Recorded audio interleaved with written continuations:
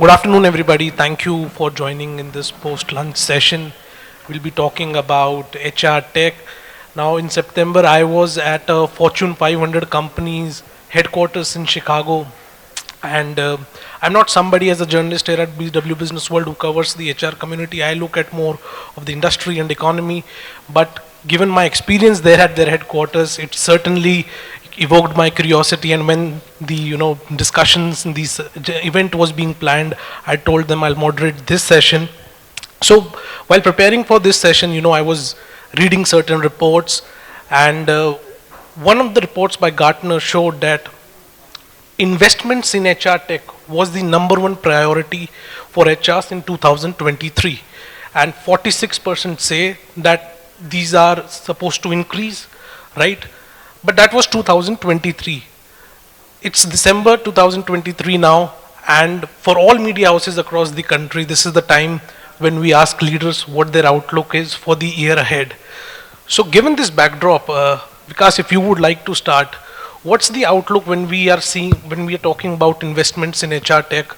How was 2023 been, and what's the year ahead looking like? Thanks for putting me Right. on the first round. Makes me feel safer.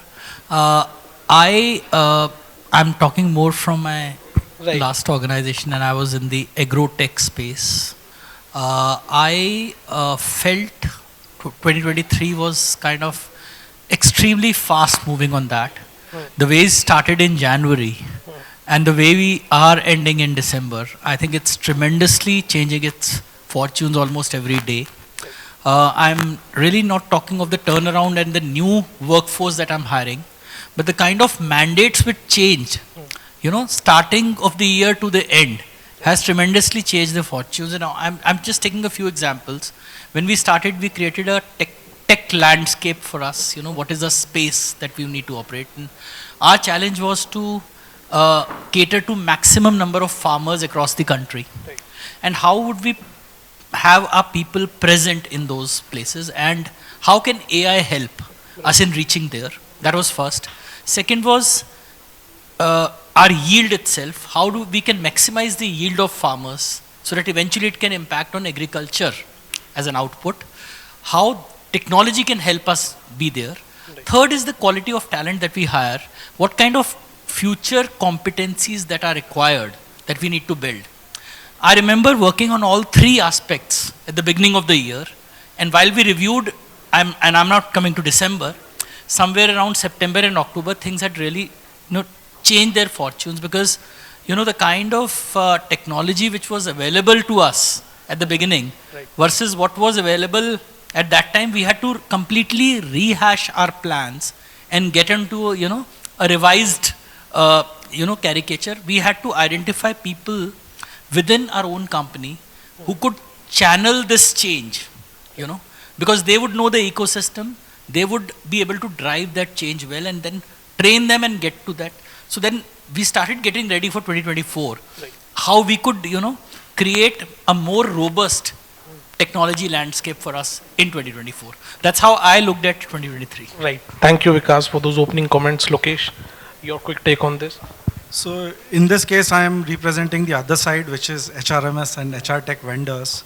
So in 2023, what we observed was a lot of companies that have traditionally focused on operational HR. They have started moving towards full suite HRMS. Right? They have started asking for advanced technologies like AI. They want to build performance culture. They want to introduce learning management systems.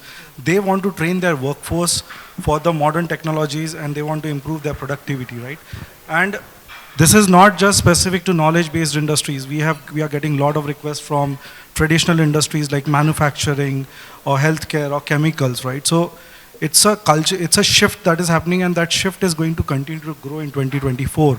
The investments, I believe the investments will keep on growing, and the products will also evolve. The products will also introduce newer technologies like AI for performance, for resume screening, for learning management as well. Thank you, Lokesh. Meenakshi, how would you sum up the scenario in the year gone by, and what's your outlook? Thank you so much and pleasure to be here today. I think it's always great to be part of these sessions, and I think it's just coincidence that I was talking to my HR technology person 2 days back about the strategy for next year. I think for me, technology is not something, or AI, what we're talking about, or anything else linked to the new world is different, or it's actually part and parcel of what we do every day. Like I was mentioning to my panel, like what we used to talk about processes some time back, and they are now just part of anything what we do. I think technology is something which has become the most important DNA.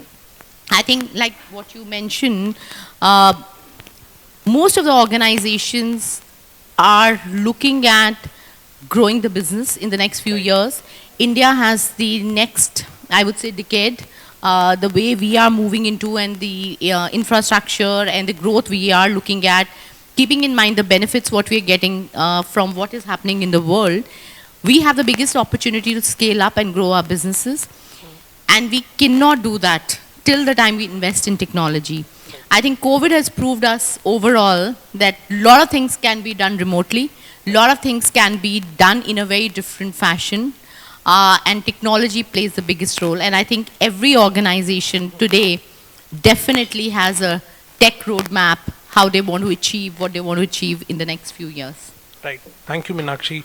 Now, the same report that I cited in the beginning of this discussion also mentions, if we look at from the employee side, that 63% of the employees, they have some sort of resistance on using those technologies if they don't find its relevance or it's difficult for them to use. From the employee side, Lokesh or Vikas, if you would like to start again, that what can be done to bridge this skill gap? How can we, overcome that resistance that some of the employees have on that front? So again, I'm looking at resistance to change as a general human behavior, not necessarily linked only to technology, right? Anything that you introduce new as an HR, it could be a new style of training program, it could be a virtual training program that I remember way back we started in the mid of COVID when nobody had an idea in our company to work on a Zoom platform, and we got our remote sales guys to come, from sales guys to distributors and retailers subsequently. So I think resistance is one philosophy which works. But what you could probably do is create more pull factor if you take more relevance from them. So I think take it from them in terms of what they need, what are their challenges, how you can help them eradicate those challenges and make their life easy. Now, as I'm hiring more of millennials, so I hired about 99% millennials last year, and now getting into Gen Zs. I'm seeing more and more of ease of working, flexibility, life change, work life, right? Being talked very, very openly.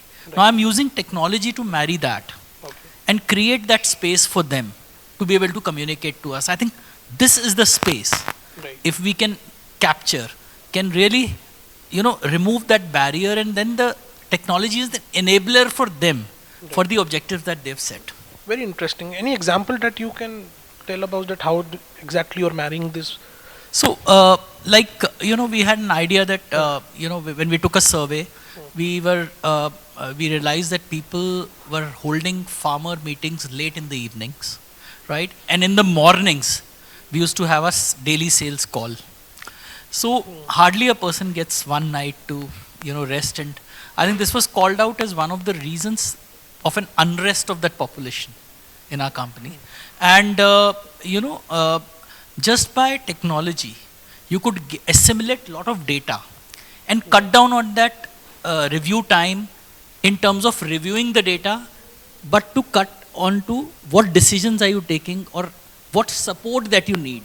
Right. So the time of a 2 hours call was cut to a shorter time, while we relooked at the farmer meeting time. Right. We could manage through AI and through automatic data support, that people could access that information so easily. Right. And come to those 2 points. One, what support I need so that, I can ease this out, and, and then, what is my plan for the next day. So a lot of homework could be done by them with the ease of HR. This is a simple example I could think of. Right. Thank you. Thank you, Vikas. Lokesh, how do you see this thing?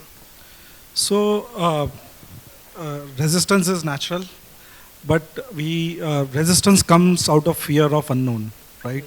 And most of the time, people are afraid that either this is going to replace me but they are not thinking the other way around, that this is going to augment them to be more productive, right?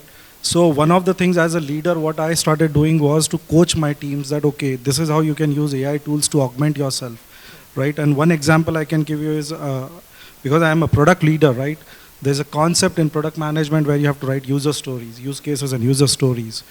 And typically my product managers used to take half a day to a day to write 5 or 6 user stories, because there is a lot of thought process required.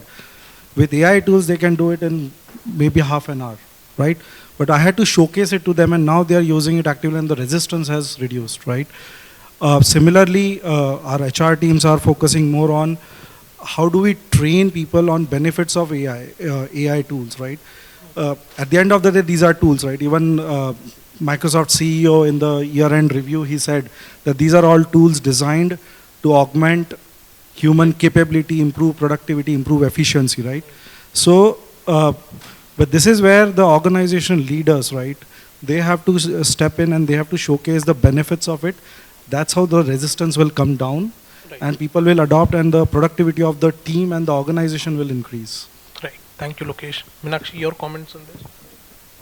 I would give a little different twist. I would say probably in one way you could say resistance, but I would say it's more adoption. I think people do realize, and workforce do realize how important it is to adopt technology, but it's just old ways of working that it stops them. And I think the most important thing to bring that change in any culture or in any organization is to showcase the outcome. Data. Data is something which can really tell the story on what is needed and why it is needed.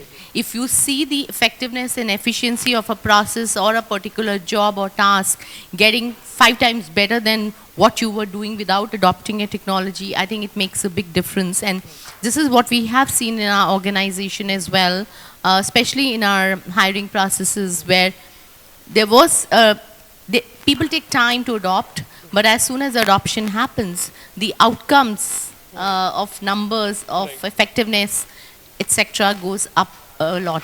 So I think it's a lot about the way you explain or derive the outcomes, and I think everybody realizes we are talking about a 5 trillion economy for India, and we are talking about 30 million tech professionals by 2026. If we all don't adopt it, we'll never reach there. Right.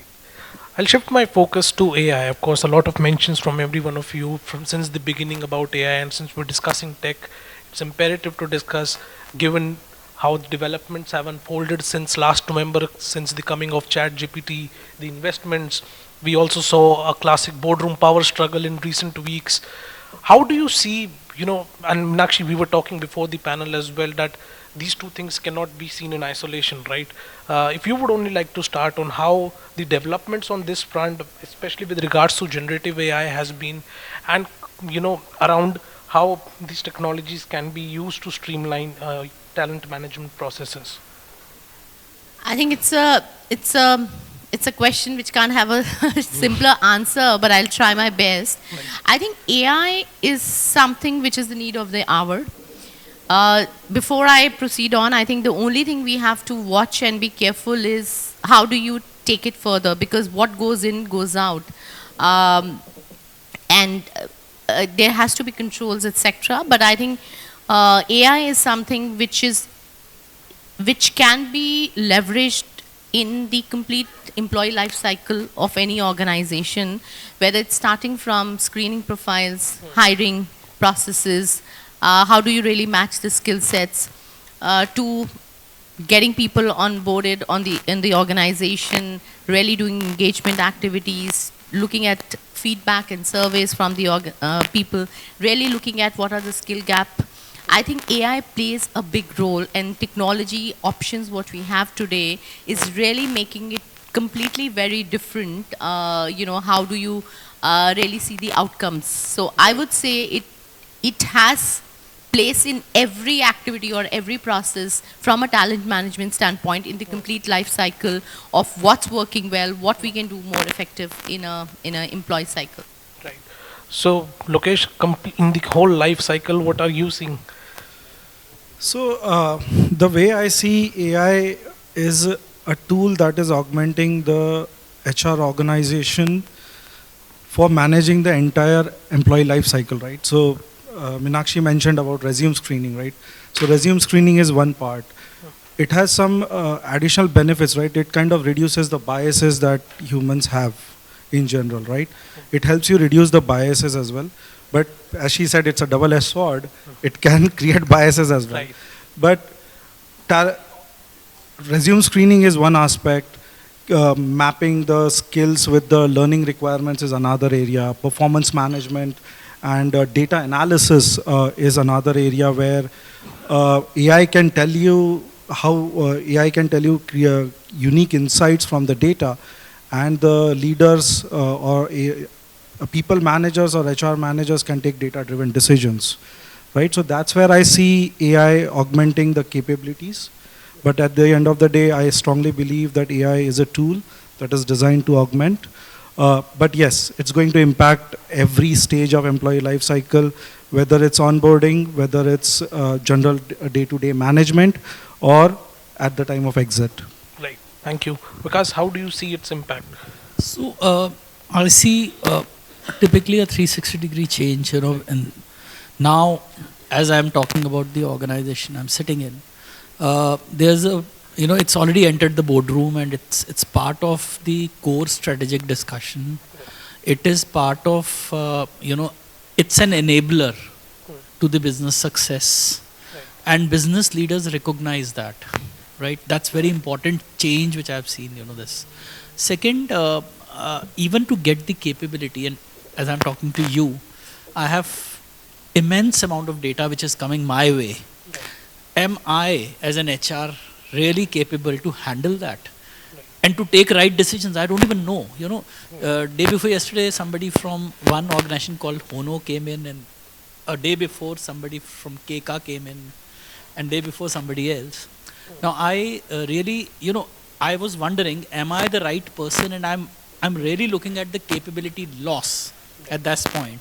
So, decision making for the right tool has to be vested in, a group of individuals which you need to have right capability to bring in. That's second. Third, obviously employee experience, because eventually we want our employees to enhance their productivity or their life with us, right? To have a better life with us, right? To talk generally. Now, how is that going to impact employees to have a better life, to live, and they need to talk good about your organization. So how is it going to impact their relationship with my organization? Right. Is something I really look at, Right. And I'm also looking at one more aspect, which is going beyond that employee. One is potential employees, and other is ex-employees. So Right. that is an area.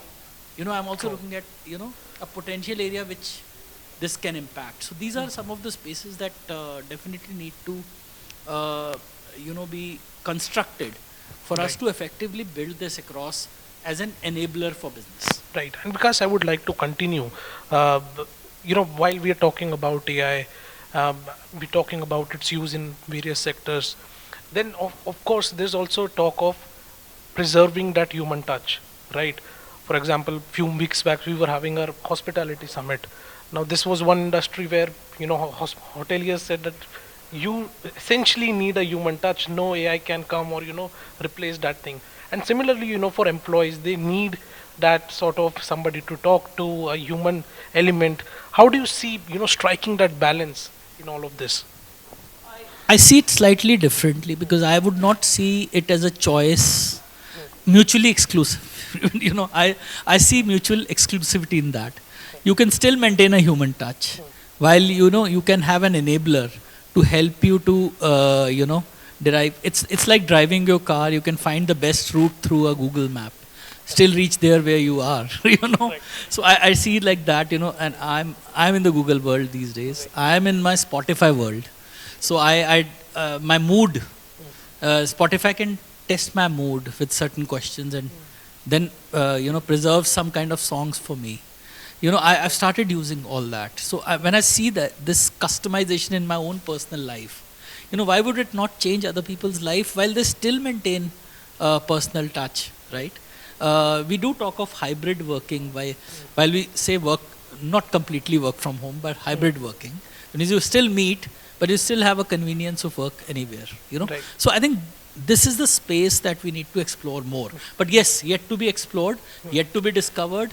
No right solutions for right questions. Right. But, Lokesh, how do you see this yet to be explored space? So it's when it comes to employee engagement, right? Employee engagement, or when you are interacting with a human, right? There is an emotional connect. There is an empathy that is required. None of these AI tools can do that.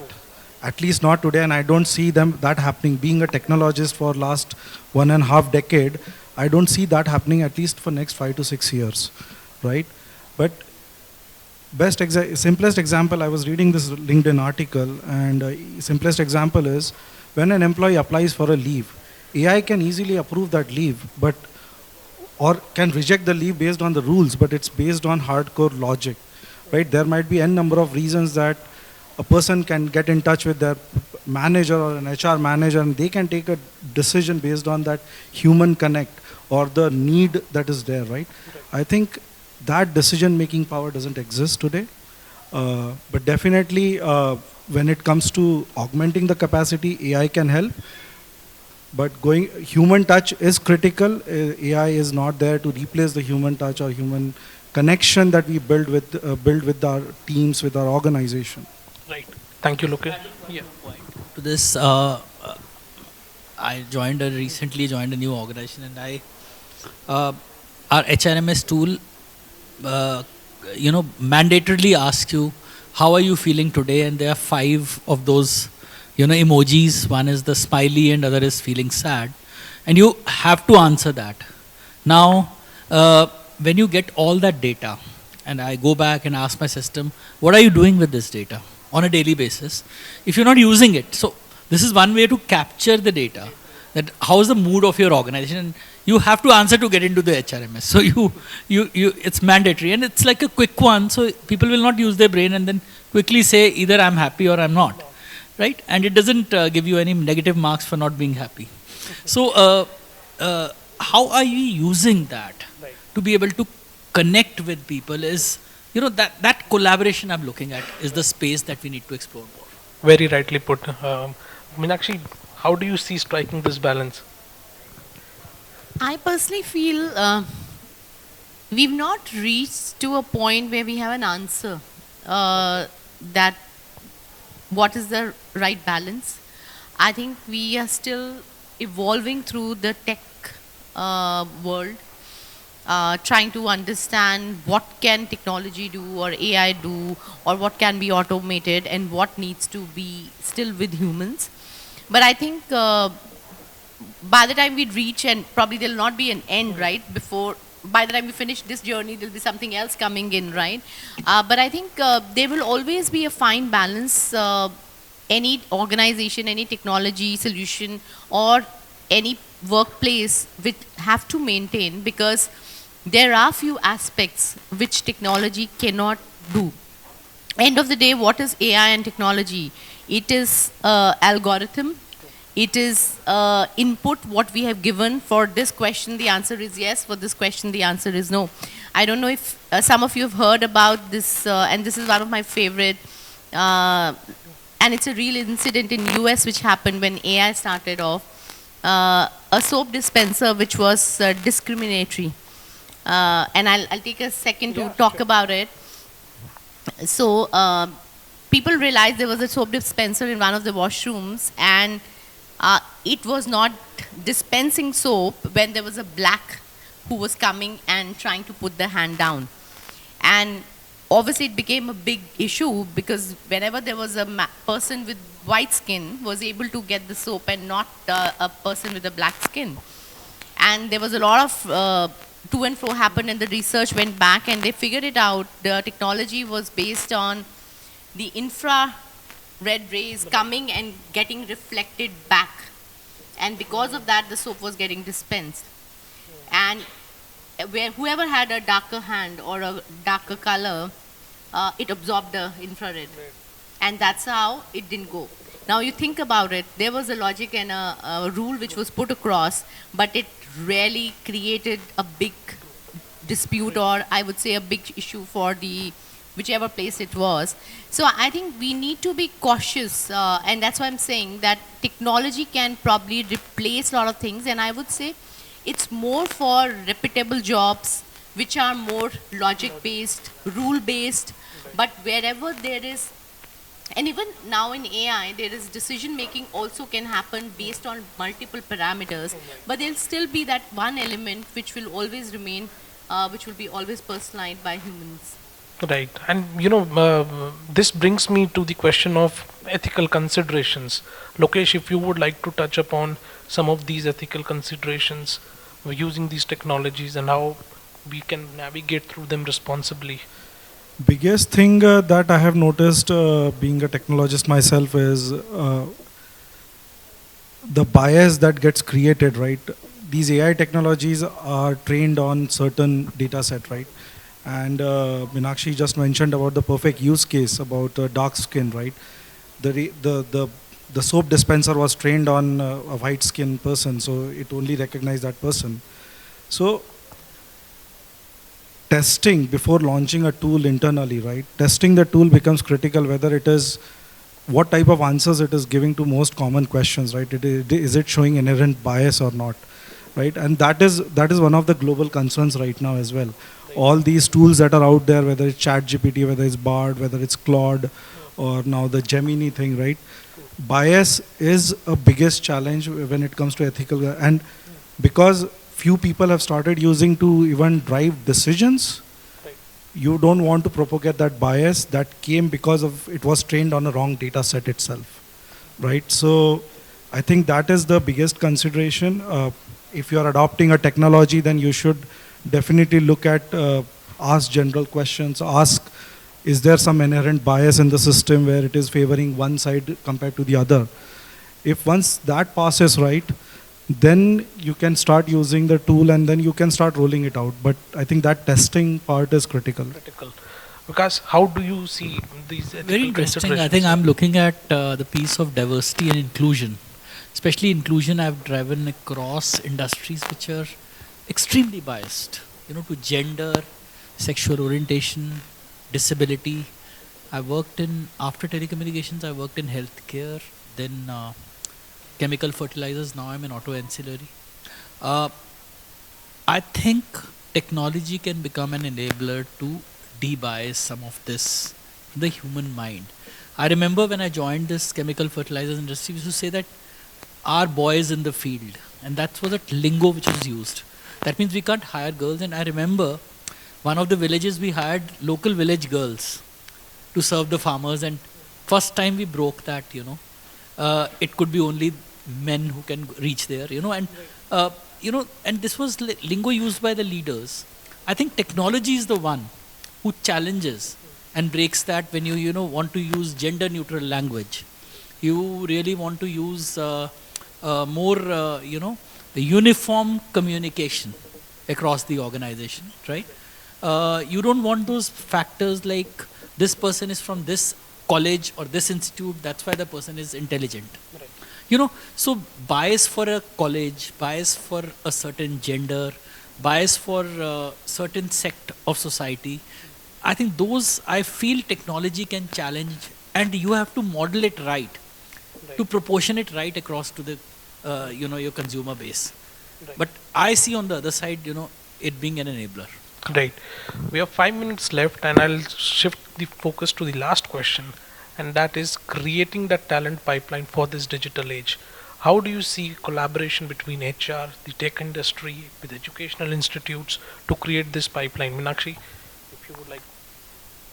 I think that's the need of the hour, and I think it's a big challenge for I think the world as well as for India. And I was just mentioning we need 30 million Tech job. digital, capable professionals, and what we are talking also about it is by the time we reach 2026, 50% of the current people in the technology world will have to get trained, upskilled further.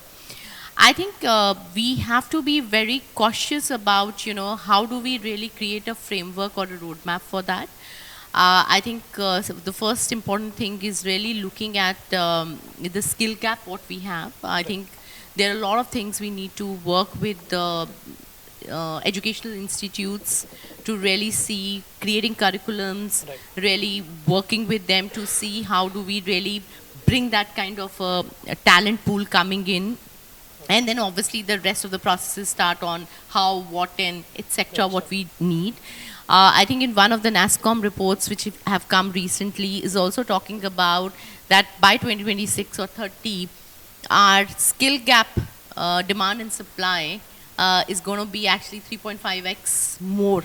And we are still in a situation today, not even 50% of graduates I'm talking about, and I'm not talking about STEM graduates, are not even eligible or not ready. So I think we can play a big role as a society, as an organization, different institutes, as government as well, to really collaborate with a lot of these educational institutes, really look at curriculums, really look at creating something which is quick and faster, online training modules, etc., and collaborating with the larger government organizations to really upskill and really look at what is the first the need and the gap what we have, and how do we really cater. Because today I personally feel in a lot of pockets we don't even realize how much is the gap right now we have, and how much it will be in the next 5 years for the organizations. Right, very rightly put. Lokesh, you would like to add something to what Meenakshi just said?